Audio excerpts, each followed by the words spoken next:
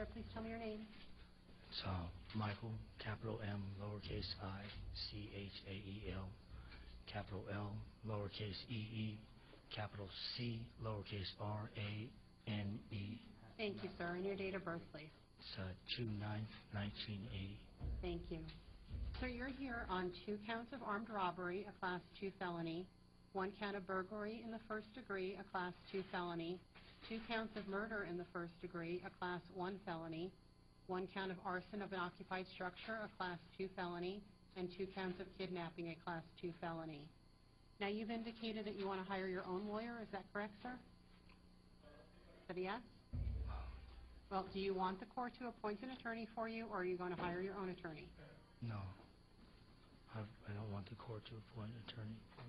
Okay. So you are advising the court that you will hire your own lawyer. Is that correct? Can you please speak up so it can come up on the microphone? Thank you. All right. So the court will not be appointing an attorney to represent you at this time. You'll have a status conference followed by a preliminary hearing in the Regional Court Center in Phoenix. Ms. Wright, did you want to be heard regarding release conditions? I do, Your Honor. Your Honor, the state is requesting this defendant be held non-bondable. The state is referring to the Arizona Constitution, Article 2, Section 22, where it states very specifically, all persons charged with a crime shall be bailable by sufficient sureties except for capital offenses when the proof is evident or the presumption was great. In this case, based on the information that has been provided to the court, usually there is proof evident and or presumption great that the defendant did in fact commit the murder in this case, which is a felony murder and is a capital offense. Additionally, Your Honor, in going to ARS 1339-61, A, again, a person who is in custody shall not be admitted to bail if proof is evident or presumption great that the person is guilty of the offense charged, and the offense charged is one of the following, and first and foremost, it is a capital offense. At no time in the Constitution does it state, or in the statute does it state that the state prosecuting agency has to first make an avowal that we are going to seek the death penalty. Only that the offense be a capital offense.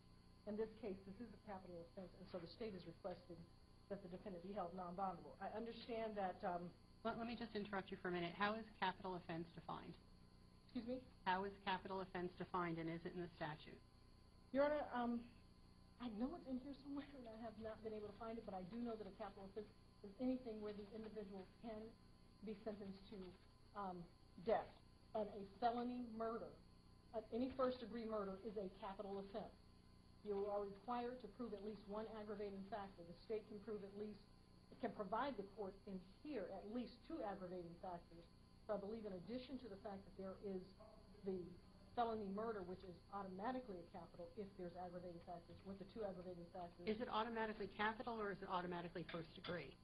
No, it's a capital offense. At that point, we have the right to choose whether or not we are going to ask for the death penalty. Any case where you can only ask for the death penalty in a capital offense. Well, doesn't it become a capital offense by filing the intent to seek the death penalty?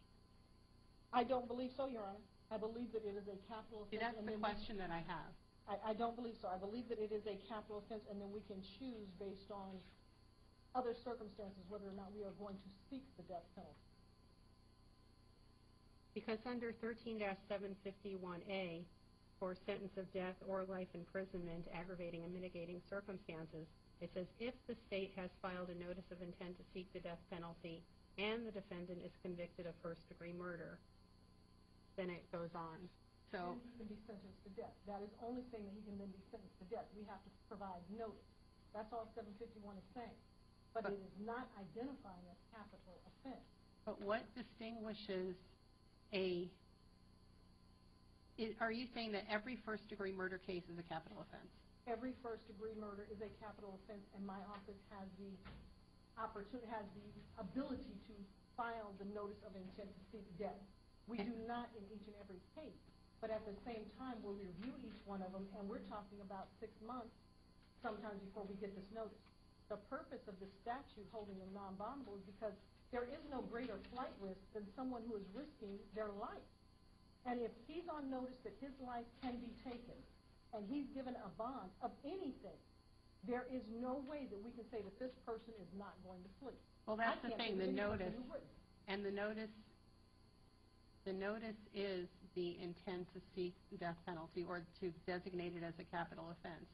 And are you avowing to the court that that's the state's intention?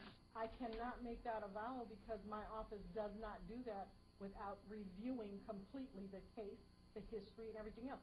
It's not, that does not make it not a capital offense. That makes it that my office is choosing not to ask for his life. Okay. All right. Thank you. Was there anything else? No, Your Honor. However, the state is going to ask this. If the court, in its determination, finds that this is not a capital offense or that this statute does not apply, then the state is requesting a bond of no less than $5 million cash. Okay. Thank you, sir. Or, thank you, ma'am. No problem.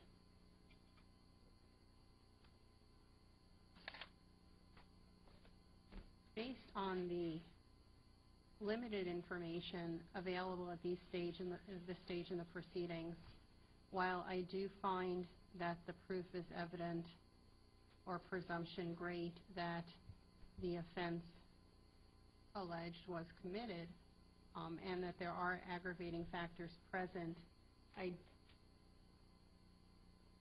am not clear from the statute or from the state's argument that at this point it can be considered a capital offense. So that doesn't mean it can't be, it just means for today's purposes, I am going to set your bond at $3 million. Your Honor, is that cash or secured?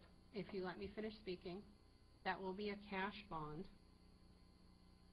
If you post that bond, make sure you show up to all of your court hearings on time. If you don't, a warrant will issue for your arrest.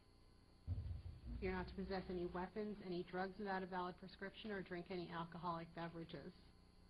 If you fail to appear for any court hearing, not only will a warrant issue for your arrest, you could lose any money that you've posted in bond. Do you have any questions, sir? No, I have a statement I'd like to make. I would advise you against that, sir. You have the right to remain silent. Well, you're going to hire your own attorney. I suggest that you speak with your attorney before making any statements, since all of these proceedings are recorded. I would like to reserve my right to Uniform Commercial Code 1-207 and the Uniform Commercial Code 1-103. The Uniform Commercial Code does not apply to criminal proceedings, sir. It is a commercial affair, is that correct? This is a criminal proceeding, sir. Which is intended commercial? No, sir. Okay. That's what you say. All right. Anything else? Oh, ma'am. Then please step to the right and sign your paperwork.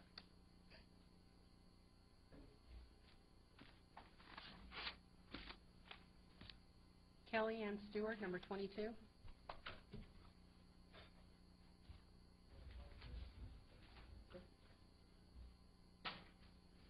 Good afternoon, ma'am. Please tell me your name Kelly Ann Stewart, and your date of birth. 7/29/82. Thank you. Ma'am, you're here on one count of trafficking and stolen property, a Class 3 felony, and one count of theft, a Class 6 felony. I'm going to appoint an attorney for you, and you'll have a status conference followed by a preliminary hearing in the Regional Court Center in Phoenix. Ms. Wright? Your Honor, based on the information that has been provided to the court, the state is requesting in this case a bond of no less than $25,000. State has concerns that this defendant is also a flight risk. This defendant is also possibly a danger to the community. For these reasons, and with the nature of the offense, state believes this bond is appropriate. Thank you.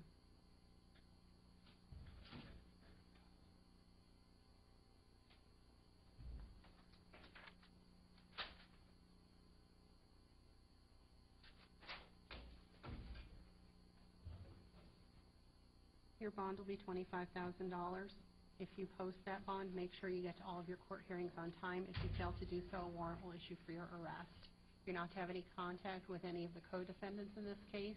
You're not to possess any weapons, any drugs, or any alcohol. Any questions, ma'am? Yeah, I'm feared for my life.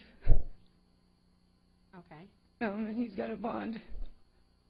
Like, fearful. Okay. I don't know. All All right, well, he has a $3 million cash bond. The odds are that he probably will not be able to post that bond. Talk to the detention staff. They'll make arrangements for you while you're in custody to protect your safety. Okay. And with these things, with these charges and stuff, what kind of thing does that look at? Like, I mean, It depends, ma'am. It depends what your history is. It depends on what you're actually convicted of, if anything. So talk to your lawyer. I've appointed your lawyer, and he or she can explain the process to you and what you're looking at. me. Okay, thank you, ma'am.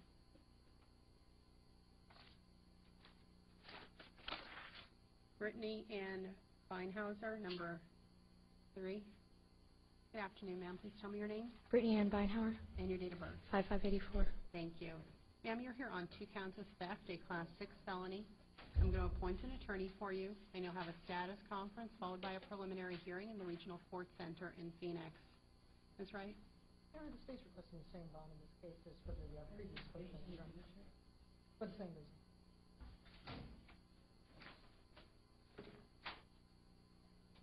Your bond will be $25,000. If you post the bond, make sure you show up to all of your court hearings on time. If you don't, a warrant will issue for your arrest. You're also to contact your probation officer if you post your bond. No victim contact, or excuse me, no co-defendant contact, no weapons, no drugs, no alcohol. When's the next court date? My clerk will give that to you in just a moment.